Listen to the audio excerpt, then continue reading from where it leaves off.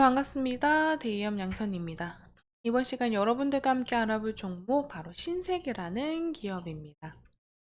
이 신세계는요, 신세계 백화점을 운영하고 있는 대형 유통업체죠. 패션관과 식품관, 그리고 백화점들을 운영하고 있고요. 그 패션 및 라이프 스타일을 책임지고 있는 신세계 인터내셔널, 그리고 신세계 센트럴시티 부동산과 여객 산업을 하고 있죠. 그리고 면세점 사업을 담당하고 있는 신세계 DF와 가구 소매업을 담당하고 있는 신세계 가사 등이 종속회사로 들어가 있는 그런 회사입니다. 그리고 서울 고속버스 터미널을 운영 중에 있죠. 이 신세계가요, 정용진 회장 취임 어느덧 100일을 지나가고 있습니다. 이로 인한 변화들이 눈에 띄고 있어서요, 그런 방면에서 수익성 개선이 이루어질 수 있고, 2분기 실적은 나아질 수 있는지 오늘 이 부분에 대해서 살펴보는 시간 가져보도록 할 거고요. 더불어서 신세계의 이러한 움직임이 하반기 주가 흐름에는 과연 어떨지 오늘 이 부분까지 살펴보는 시간 가져보도록 하겠습니다. 본격적으로 영상 시작하기 전에 구독과 좋아요 한 번씩 눌러주시고 시청해 주시면 감사하겠습니다. 신세계의 실적을 한번 살펴볼 건데요. 매출액 면에서 2024년 1분기 실적이죠. 매출액에서는요. 전분기 대비해서는 6.7% 하락은 했지만 전년 동기 대비해서는 2.6%의 상승. 그로 인해서 시장 전망치는 다소 하회는 했지만 전년 동기 대비해서는 성장세를 보여줬다. 그 영업이익 면에서도 이제 전분기 대비 하락은 했지만요.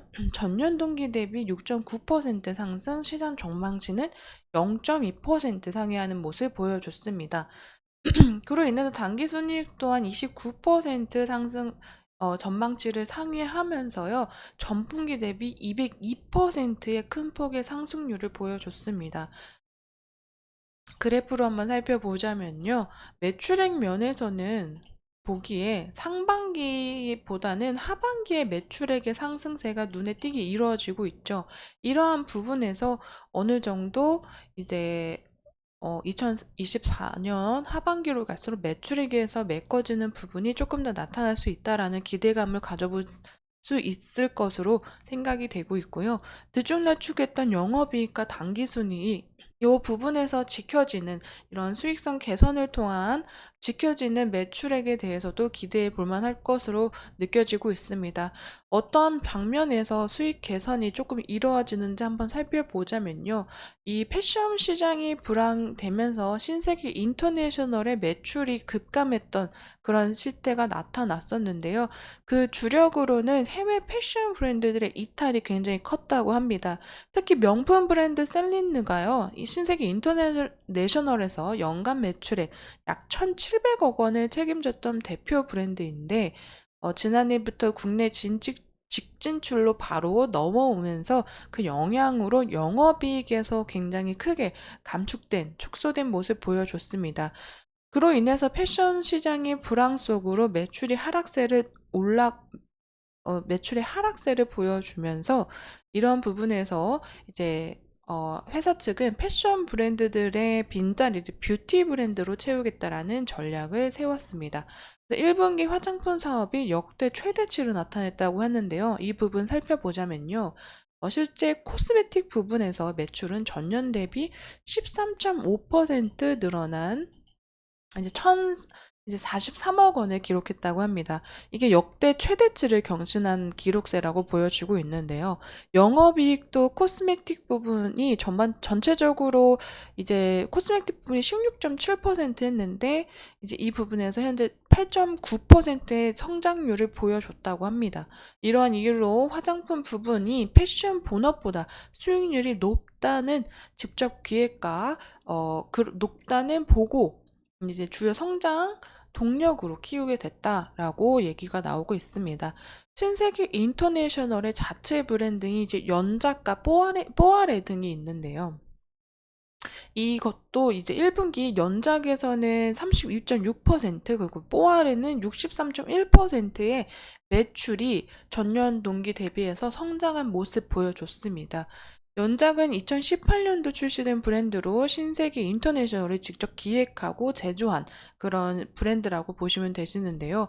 이러한 부분에서 이제 패션 부분에서 부진했던 모습들을 신세계 인터내셔널은 화장품 사업을 앞세워서 하반기 실적 반등에 나서기로 보여줬기 때문에요.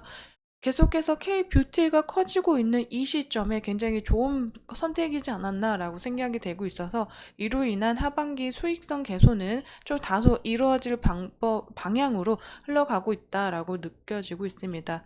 또 빅딜을 한번 이제 보여준 바 있는데요.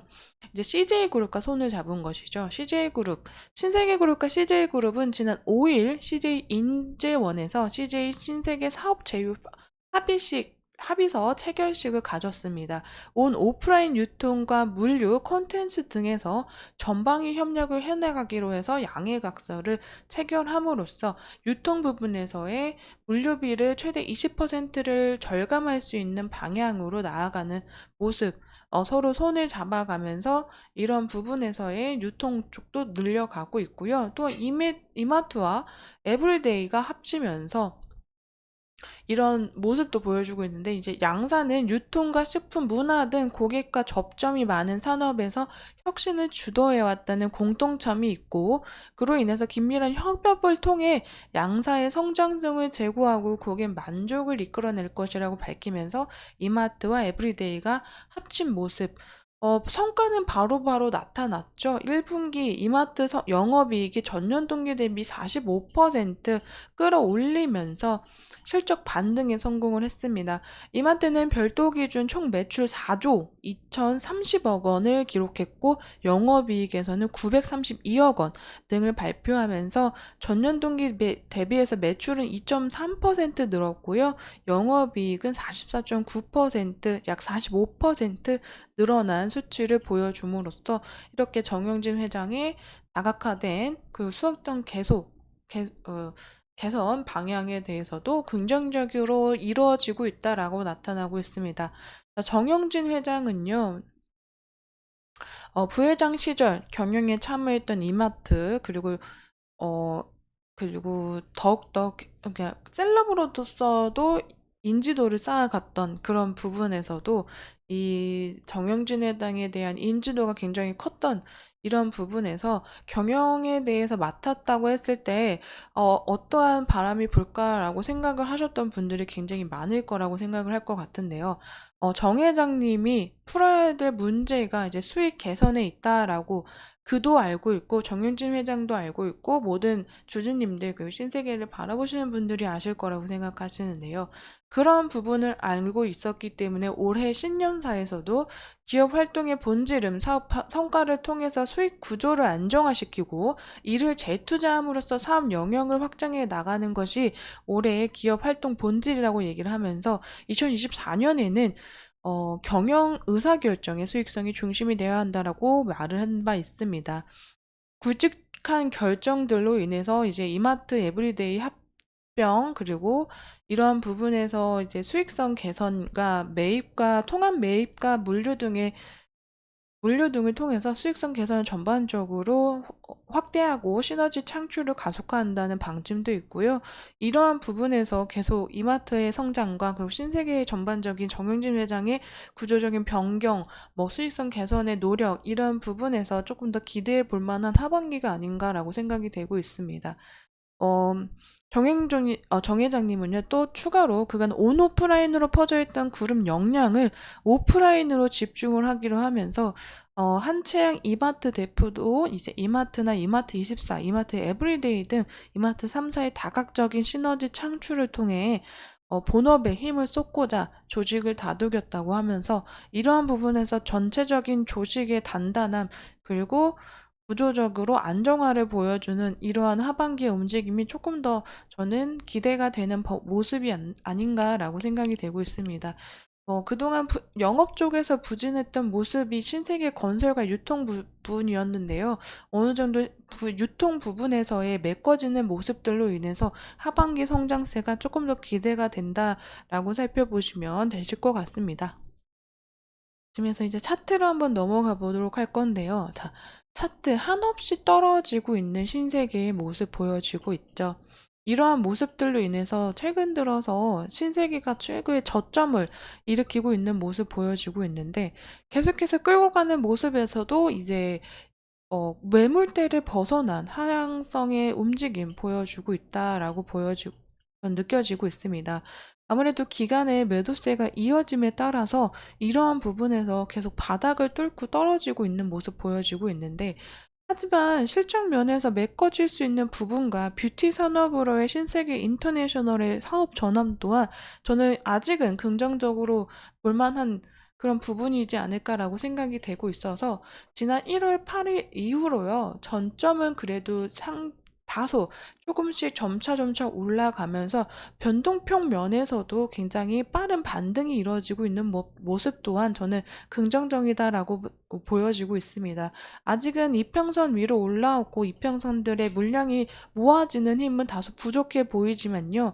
물량이 모아지고 신세계 그 유통 방면에서의 큰 사업의 안정성을 보여주고 실적 면에서 올라올 수 있는 모습을 보여준다면요. 저는 이러한 부분에서는 물량이 확보된 이후 반등 가능성은 보여줄 수 있겠다라고 생각이 들고 있습니다.